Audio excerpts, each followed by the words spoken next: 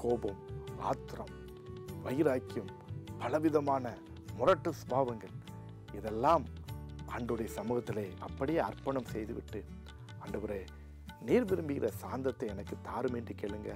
அப்பொழுது நாமும் உத்தமர்களாக வாழ முடியும். உத்தமர்கள் வரிசையிலே கர்த்தர் உங்களையும் வைப்பார்.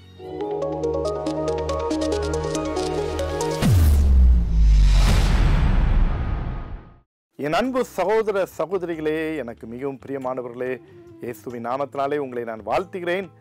இந்த டெய்லி மிராக்கிள் மார்னிங் டிவோஷன் உங்களுக்கு ஆசீர்வாதமாக இருக்கும் என்று நாங்கள் நம்புகிறோம். தொடர்ந்து பாருங்கள், அநேகருக்கு ஷேர் பண்ணுங்க, இந்த சேனலை சப்ஸ்கிரைப் பண்ணுங்க. கர்த்தர் உங்களை ஆசீர்வதிக்கட்டும். இன்னைக்கு ஆண்டவர் உங்களுக்கு கொடுக்கின்ற மற்றொரு வேத வசனம் நீதிமொழிகள் 16:32. பலவானை பார்க்கிலும் நீடிய சாந்தம் உள்ளவன் உத்தமன், பட்டணத்தை பிடிக்கிறவனை பார்க்கிலும் தன் மனதை அடைக்கிறவன் உத்தமன். என் அன்பு தேவனுடைய பிள்ளைகளே, யார் உத்தமன் என்று இந்த வசனத்திலே சொல்லப்பட்டிருக்கிறது? 2 காரியம். இதை காட்டிலும் இதை செய்கிறவன் உத்தமன் என்று சொல்லப்பட்டிருக்கிறது. உத்தமன் என்று சொல்லும்போது அவன் குற்றம் சாட்டப்படாதவன் என்று அதற்கு ஒரு பொருள் உண்டு. blameless. He is the man of integrity என்று சொல்லுவாங்க. அன்றைக்கு ஆபிரகாமை பார்த்து ஆண்டவராய் கர்த்தர் சொன்னார், எனக்கு முன்பதாக உத்தமனாய் இரு என்று சொன்னார். நோவா உத்தமன் என்று வேதம் அவனை குறித்து சொல்லப்பட்டிருக்கிறது. யோபு உத்தமன் என்று சொல்லப்பட்டிருக்கிறது. அப்போ இங்கே ஒரு உத்தமன் என்று வார்த்தை வருகிறது. யார் உத்தமன் என்று இங்கே பார்க்கிறோம்? ஒன்று, பலவானை பார்க்கிலும் நீடிய சாந்தம் உள்ளவன். நீடிய சாந்தம் அப்படின்னா ஒரு பொறுமை மட்டுமல்ல, தன்னுடைய வாழ்க்கையில ஒரு லவ்விங் கைண்ட்னஸ், ஜென்டில்னஸ், இப்படிப்பட்ட ஒரு காரியங்கள் உள்ள ஒரு மனிதன் தான் சாந்தமுடையவன் என்று வேதம் நமக்கு கொட்டிருக்கு. அப்போ பலவான் என்று சொல்லும்போது ஒரு பராக்கிரமசாலி, ரொம்ப ஹேல் அண்ட் ஹெல்த்தி.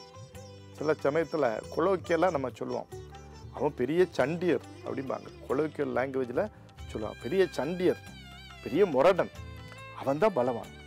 பலசாலிகள், அவன் யாருனாலும் அடித்து வீழ்த்திடுவான். அவன்கிட்ட பேசுறதே, பார்த்து பழகிறதே கவனமா இருங்க அப்படிம்பாங்க. பலவான். ஆண்டவர் சொல்றாரு, அந்த பலவானை பார்க்கிலும் நீடிய சாந்தம் உள்ளவன். நீ அமைதியா இருக்கிறியா? எவ்வளவு காரியத்தை நீ பொறுத்து போறியா? நீதாயா உத்தமன், பலவான் அல்ல, நீதான் உத்தமன். இயேசு கிறிஸ்து மீது எவ்வளவோ குற்றச்சாட்டுகள் போடப்பட்டிருந்தது. வேதம் சொல்லுகிறது, இயேசுவோ பேசாமல் இருந்தார். காரணம், அவர் உத்தமராய் திகழ்ந்தார். அப்போ பலவானை பார்க்கிலும் நீடிய சாந்தம் உள்ளவன் உத்தமன் என்று சொல்லப்பட்டிருக்கிறது. அடுத்து பாருங்க, பட்டணத்தை பிடிக்கிறவனை பார்க்கிலும் தன் மனதை அடைக்கிறவன் உத்தமன். இது ரொம்ப வேடிக்கையான ஒரு காரியம். ஒரு பட்டணத்தை போய் நீ கான்கர் பண்றா அப்படின்னா, ஒரு நாட்டையே நீ பிடிக்கிறத பார்க்கிலும் உன் மனதை அடைக்கிறவன் தான் உத்தமன். சில சமயத்துல சிறைச்சாலை கைதிகளை நீங்கள் போய் பார்த்து அவரிடத்துல சற்று நேரம் நீங்கள் விசாரிக்கும் போது சில கைதிகள் சொல்லுகிற உண்மையை நீங்கள் புரிந்து கொள்ள முடியும். அவர் சொல்வார்கள், ஒரு நிமிடம்தான் என் மனதிலே வந்த ஒரு ஆத்திரம் வேகத்தில் பக்கத்தில் இருந்த கம்பியை தூக்கிய என் நண்பனை அடித்தே அவன் மண்டையில் உடஞ்சதில் அவன் செத்து போனான். படாத இடத்த பட்டதில் அவன் செத்து போனாமா. அந்த ஒரு நிமிஷம் மட்டும் என்னுடைய மனதை நான் கண்ட்ரோல் பண்ணியிருந்தேன்னா இந்த விபரீதம் நடந்திருக்காது. நண்பனு செத்துருக்க மாட்டான், நானும் ஜெயிலுக்குள்ள மாற்றிருக்க மாட்டேன் என்று சொல்வார்கள்.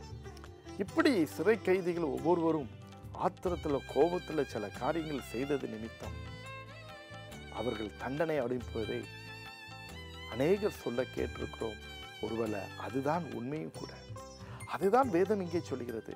ஒரு பெரிய பட்டணத்தை நீ பிடிக்கிறத காட்டிலும் உன் மனதை நீ அடக்கும் போது நிறைய விபரீதங்களிலிருந்து உன்னை பாதுகாக்கும், நிறைய தண்டனைகளிலிருந்து உன்னை பாதுகாக்கும், நிறைய விளைவுகளிலிருந்து உன்னை பாதுகாக்கும். என் அன்பு தேவனுடைய பிள்ளைகளே, இன்னைக்கு உத்தமமான வாழ்க்கைக்கு நேராக கர்த்தர் உங்களை அழைக்கிறார். அதற்கு தேவை 2 காரியம். நீடிய சாந்தத்தை ஆண்டவர்கிட்ட கேட்டுக்கொள்ளுங்க.